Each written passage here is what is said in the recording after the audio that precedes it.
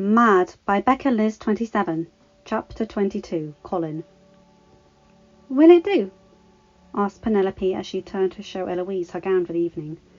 Eloise, who had just finished dressing herself, turned towards her best friend, who had come over earlier in the evening to get ready for the opera.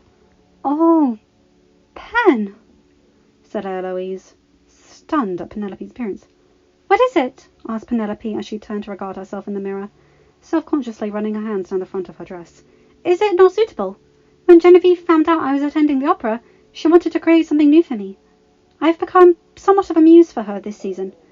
I tried to decline, but she would not hear of it. Between your mother and Genevieve, I have far too many dresses as it is." Eloise crossed the room to embrace her friend. "You are absolutely beautiful, Pen. You deserve these beautiful gowns after all those years in those garish yellow dresses and bows." Penelope laughed, but then let out a trembling sigh. Eloise could see that she was clearly anxious about the evening. "Genevieve was inspired by butterflies," said Penelope as she gently touched the bodice of the gown, in which white silk butterflies were sewn. The gown itself was purple and reminded Eloise of the wisteria that grew in the gardens of the Bridgertons' country home, Aubrey Hall. "Well, you will be the most beautiful butterfly at the opera," said Eloise before sitting in a chair in front of her vanity. "Here, Pen, please have a seat. I will call in the maids to dress our hair." When Eloise turned from calling for the maids, she could see Penelope regarding herself with a worried expression. "What is it, Pen?" Penelope looked at her friend and paused before answering. "Colin came to call on me yesterday." Eloise nodded. She knew that Colin was planning on visiting Penelope. She had not asked Colin what the outcome of the visit was. She believed that when Colin was willing to tell her the details, he would. "Was it a pleasant visit?" "Yes," said Penelope, nodding. "No, I mean yes. That is, I do not know. I find I am feeling somewhat befuddled by your brother," said Penelope. "Pen," said Eloise reassuringly, "it is all right. You can tell me." "Your brother, he wishes to court me. Colin, he told me that he was in love with me," replied Penelope, her voice shaking. Eloise watched as she placed a hand on her chest to calm her erratic breathing. Eloise had to push down the glee that was threatening to burst from her at Penelope's news. She knew that Colin was going to tell Penelope that he wished to court her, but she had no idea he would actually admit to Penelope that he was in love with her. Eloise waited until Penelope's breathing had calmed, until she asked her next question. "Oh, Pen, what did you say?" "At first I did not know what to say," replied Penelope as she fidgeted with the chiffon skirt of her gown. "I have loved him for so long, and my feelings were never reciprocated. I almost thought it could not be real. That surely I would awaken at any moment and realize that it had been nothing but a wonderful dream. I told him that I found it difficult to believe or trust him. I told him that he needed to earn me." Eloise grinned. "And what was his response?" "That he would do anything to prove to me that he loved me. That if I were to give him a chance, that he would spend the rest of his life loving me. Part of me just wants to give in to him, Elle. To rush into his arms and spend the rest of my life with him." "And the other part?" questioned Eloise. Penelope sighed. "The other part is telling me that I am foolish to believe anything that Colin says.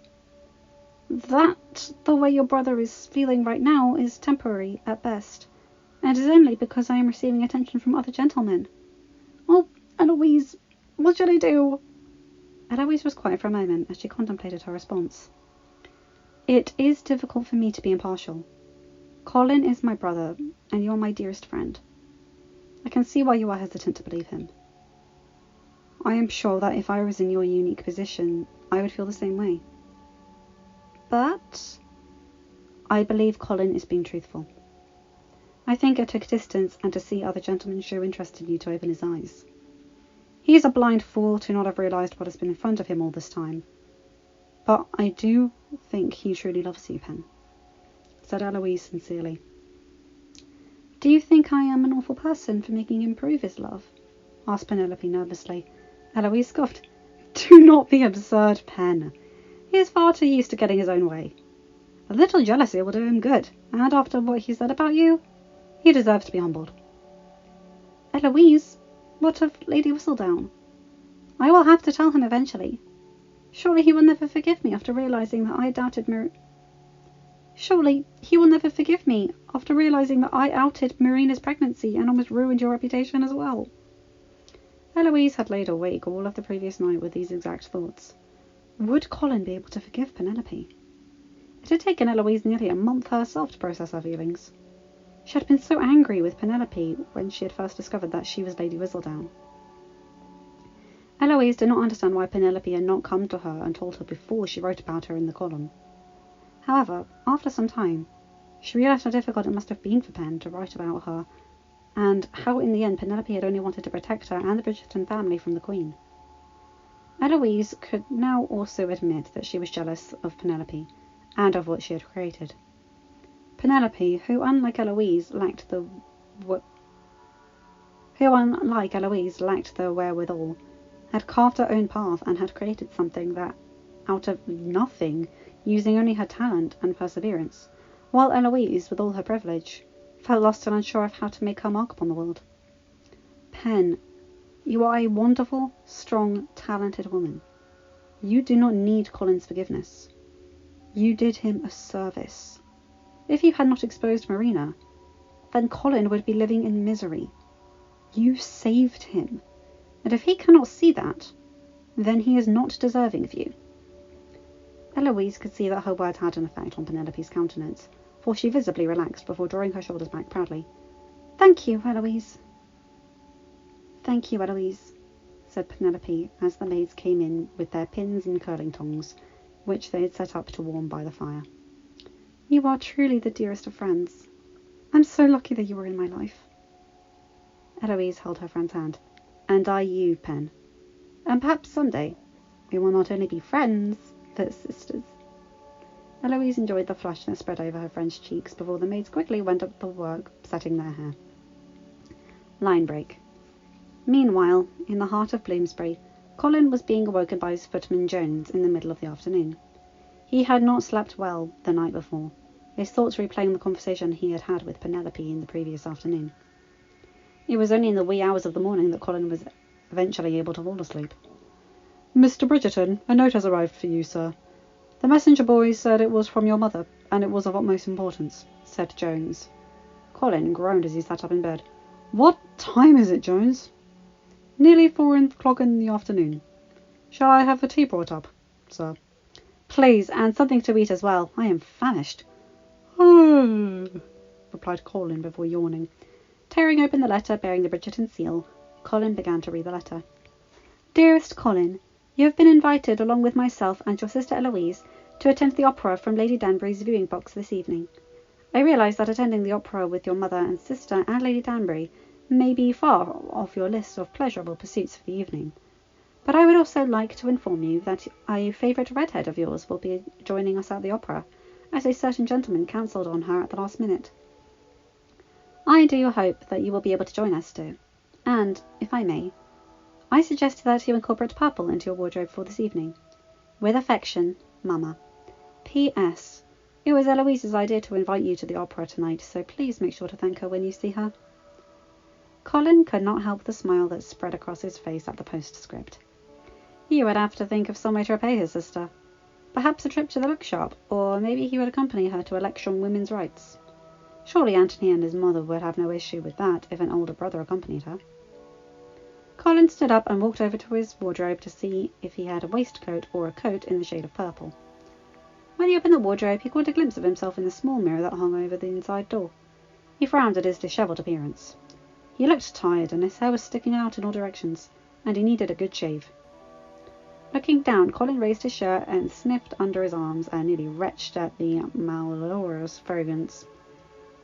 After visiting with Penelope the previous afternoon, he had gone fencing at a local sports club, hoping to rid and sweat the tension out of his body, and had forgotten to call for a bath when he had returned home. Colin was rifling through his wardrobe looking for anything in the colour purple when the footman arrived with his tea. Ah, Jones, would you have a bath prepared post-haste? The note was from my mamma, and she invited me to attend the opera tonight." Jones, who was looking to be promoted to a valet, looked positively gleeful at the news. He looked down at the waistcoats in Colin's hands and gave him a questioning glance. "My mother advised me to wear purple this evening," said Colin. "Penelope must be wearing purple this evening. Oh, how lovely it will look with her hair," thought Colin. "I see, sir. I will have the bath ordered immediately. And perhaps a shave is in order? Your facial hair does seem to be a little, shall we say, overgrown," replied Jones delicately. Yes, I should like to look my very best tonight." "Yes, sir, we have it well in hand," said Jones before slipping out of the room to inform the maid to have a bath brought in. In a matter of a few hours, Colin had scrubbed himself clean and was now dressed, featuring a plum waistcoat that he had hoped would complement Penelope's gown. Jones had wanted to give him a clean shave, but Colin had hesitated, remembering that Penelope had once said that his moustache made him look distinguished, and advised Jones to not shave off his moustache, and that the small beard he had managed to grow. Colin adjusted his cravat, and Jones flitted about him, making sure that his waistcoat was free of wrinkles. "Has the carriage been readied?" asked Colin as he adjusted the cuffs on his coat. "Yes, sir, it is waiting for you out front," replied Jones. "Very good. I would like to leave early. I believe it is the first show of the season, and the streets are bound to be crowded," said Colin before turning to his footman. "Do not wait up for me, Jones." Colin was glad that he had decided to leave early, as the streets were indeed quite crowded, especially considering that the season had not quite started. The cobblestone streets were teeming with people as the carriage slowly made its way to the Theatre Royal, located in Covent Garden. While there were many theatres in London, the Theatre Royal was the place for the members of the ton to see and be seen. If you carried any social weight or title, you were sure to have box seats in the theatre. Ladies wore their most luxurious dresses and jewels, while the gentlemen, too, were dressed up in their finest apparel.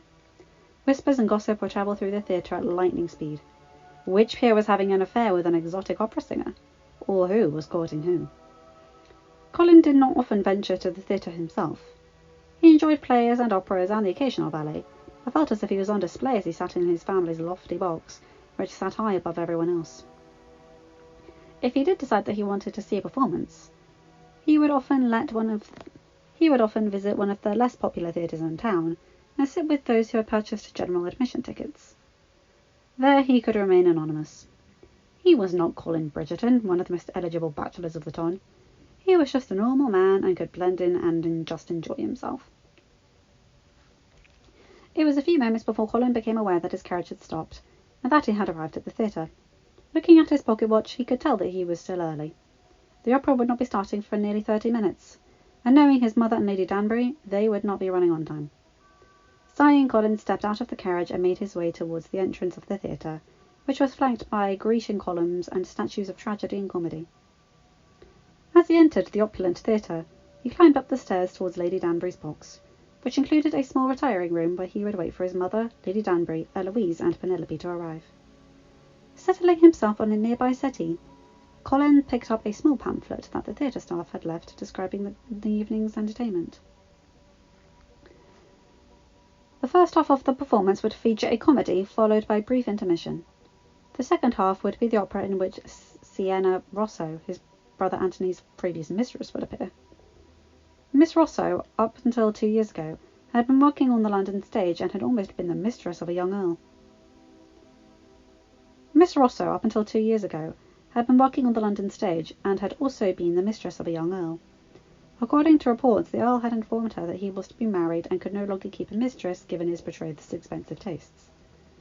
Miss Rosso had then fled to Italy, where she became one of the most revered opera singers in the country. Colin grinned.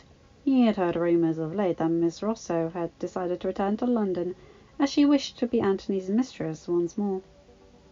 Colin assumed that Miss Rosso was aware that Antony had been married. After all, it was one of the last season's biggest scandals, due to the fact that Antony had nearly married his wife's sister. After all, it had been one of the season's biggest scandals, due to the fact that Antony had nearly married his wife's sister, Miss Edwina Sharma. What Miss Rosso was not aware of, Colin was to be sure, that Colin was inexplicably and incandescently in love with his wife Kate. Colin had never seen his brother so happy or content. If Miss Rosso was going to try to interfere with their marriage, she would be in for a rude awakening, as Anthony would never dream of being unfaithful to his bride. It was a few more moments before Colin heard footsteps approaching. He stood pulling down his coat and rubbing his sweaty palms on his breeches nervously. The door to the small room opened as Lady Danbury and his mother came into view. "Ah, I see you have made it, Mr. Bridgerton," said Lady Danbury. "Your mother was worried you might be late." Colin smiled. "As soon as I received your missive, I hastened myself along." "And you wore purple! You look very handsome, dear," said Violet, clearly pleased with his appearance. "Thank you, mother. And you look lovely as always, mamma. And you as well, Lady Danbury," said Colin to the elderly matron. "Flattery will get you everywhere," replied Lady Danbury with an arched brow, her eyes twinkling. Colin cleared his throat. "Pray, tell me, did Eloise and Penelope not accompany you? Your letter said—" "Oh, yes, they are just saying hello to your brother and Kate. They are just down the hall," said Violet. "Ah," replied Colin, as he anxiously rocked backwards and forwards on his heel. He had forgotten that his brother, the Viscount, had purchased box seats tickets. "I did not think there would be so many in attendance tonight. The streets were quite busy on the way over." Lady Danbury sat down in a nearby chair and placed her hands on top of her cane as she looked at the pamphlet that Colin had been perusing absent-mindedly. Yes, well, it is Miss Rosso's first performance, and I hear the Queen will be in attendance tonight." Colin hummed in response, not paying attention to Lady Danbury's response, as his eyes were trained on the door, waiting for Eloise and Penelope to enter. "Mother, should I go and fetch Eloise and Penelope? The show is going to start in a matter of minutes." Colin watched as his mother's eyes met Lady Danbury's in a knowing glance, before turning to him. "Colin, the girls will be here momentarily." "Goodness, I have not seen you so excited to see your sister." "It is not Eloise that I am excited to see," muttered Colin under his breath. "What was that, dear?" asked his mother. "Oh, nothing," he replied back pleasantly. It was then that the door to the retiring room opened, and in stepped Eloise with Penelope following closely behind. "Oh, there you are, girls! Colin was becoming most anxious you would never arrive," said Violet happily as she ushered Eloise and Penelope into the room. "Looking forward to seeing us, brother?" asked Eloise as she went to greet her brother. Colin was aware that Eloise had said something to him, but his entire being was focused on the woman that stood behind his sister. Penelope was radiant. He never understood why his mother had suggested he wear purple. He now understood why his mother had suggested that he wear purple. She had wanted him to match Penelope, who stood before him in the most beautiful gown he had ever seen. She reminded him of a fairy or a nymph as she glided towards him with a soft smile on his face. "Colin, I did not know you would be here this evening," said Penelope. Her soft voice drew him from his thoughts, and he met his eyes once more. "Sorry to disappoint," he teased, pleased to see a blush appear on her round cheeks. It was in fact Eloise's idea to invite me this evening," said Colin as he turned to smile at his sister, who was looking between the two curiously. Penelope turned to Eloise, piercing her with a pointed stare. "Did she?" "Oh, yes, did I not mention it?" Penelope shook her head. "It must have slipped my mind," Eloise replied, her face a mask of pure innocence. "Well, now you have all said your greetings, we must take our seats. The show will be starting shortly," said Lady Danbury, effectively ending their short conversation. "Escort your mother into the theatre, Mr. Bridgerton," added Lady Danbury. "Oh, there is no need for Colin to escort me. I can walk in with Eloise," said Violet as she looked at her daughter, silently communicating with her. Eloise, seeming to have received her mother's meaning, walked over to her mother's side, intertwining their arms. Violet turned back to Colin and said, "Colin, do be a dear and escort Penelope in," before winking at her third eldest child. Colin grinned at his mother before looking down at Penelope. "Shall we?" said Colin, extending his arm. Penelope accepted his proffered arm, and Colin felt a shiver of pleasure run through him at the mere touch of her small hand. "Pen," whispered Colin, so that his mother, sister, and Lady Danbury would not overhear. "Yes?" she replied, fixing him with her blue eyes. "You are beautiful," replied Colin, who could not help raking his eyes down her body, his gaze lingering on her bosom before returning to her lovely face. How had he never noticed how plump and utterly kissable her lips were? Colin observed as her tongue darted out to wet her deliciously pink lips, and he had to fight the urge not to pull her to him so that he could feel her body against his own. Penelope blushed, looking down at her slippers, before looking up and meeting his eyes. So are you. Colin smiled and led Penelope through the doors that led to Lady Danbury's box. 5 chairs had been set up in the front row. 5 chairs had been set up, 3 in the front row and 2 in the back. He hoped that his mother would let him and Penelope sit next to each other. It's all so beautiful, breathed Penelope as she took in the ornately decorated theatre. There are so many people. The theatre was remarkably full to what looked like its capacity. Colin could see that nearly everyone in the ton was in attendance. The box to the right of them was in fact the King's box, which is where the Queen and her courtiers would sit when they arrived. To their right was his brother's Anthony's box, where he sat with his wife Kate. Anthony caught his eye and raised his eyebrows when he saw that Penelope was still holding his arm, while Kate was giving him a coy smile. Colin could not do anything but smile, his heart full of happiness. Oh! Penelope gasped suddenly. What is it? Asked Colin. Are you all right, Pen? I am fine. It is just... Penelope said. What? Asked Colin, becoming more concerned. Penelope glanced over to the box that was situated directly across from them. Colin's eyes followed, and sitting in the booth was Cressida Cowper, accompanied by none other than Lord Duxbury. He was confused for a moment before suddenly remembering that Lord Duxbury was originally supposed to accompany Penelope to the theatre tonight, before cancelling at the last minute, claiming that he was ill. Oh, Pen, said Colin sadly, resisting the urge to wipe the errant tear that had fallen down her cheek. He was supposed to accompany me tonight, whispered Penelope as she looked down at her hands. I was at the modiste when I received his note. Lady Danbury took pity on me and extended an invitation to join her. He did not want to take me, and instead he brought Cressida Cowper. Oh, Colin, she will never let me live this down.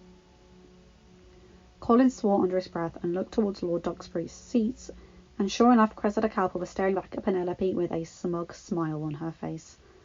Lord Duxbury, on the other hand, looked entirely displeased with his current company, and stared unabashedly at Penelope, who was still holding on to Colin's arm. Pen, this is all my fault, said Colin as he led her back to their seats, which were situated behind his mother, Lady Danbury, and Eloise, who seemed to be blissfully unaware of what had just occurred. Why would this be your fault, Colin? Asked Penelope. That is, stuttered Colin. He looked into her blue eyes that were assessing him shrewdly. Would she be cross with him if he told her that he had declared his intentions to Lord Duxbury, but he was going to court and eventually marry Penelope? As he struggled to find the words to tell Penelope of what he had done, he was saved by the performance starting and the various players making their way onto the stage. Later, Pen, I promise, he said before he took her gloved hand in his own as he gently caressed her fingers. He was pleased that his actions drew a breathless gasp from Penelope. I hope that you do, Mr. Bridgerton. I will hold you to that, Mr. Bridgerton, replied Penelope before turning back to watch the performance. Colin nodded and prayed to the gods that he had not ruined his courtship before it had actually begun. End of chapter. Hi guys, hope you enjoyed that because I like that chapter. Colin's all in a tizzy over what to wear. Oh. And I do censor some of the sexual stuff because, as usual, you guys know I'm not comfortable with that. And Cressida with Duxbury. Okay, I have questions. But anyway, let's hope Colin hasn't butchered it. Anyway, you guys know the drill. Like, comment and subscribe, check out my other videos, and remember to have a good day, night, or whatever time zone you're in. Bye my guys, gals, and non-dino pals. I'll see you in another video. Bye!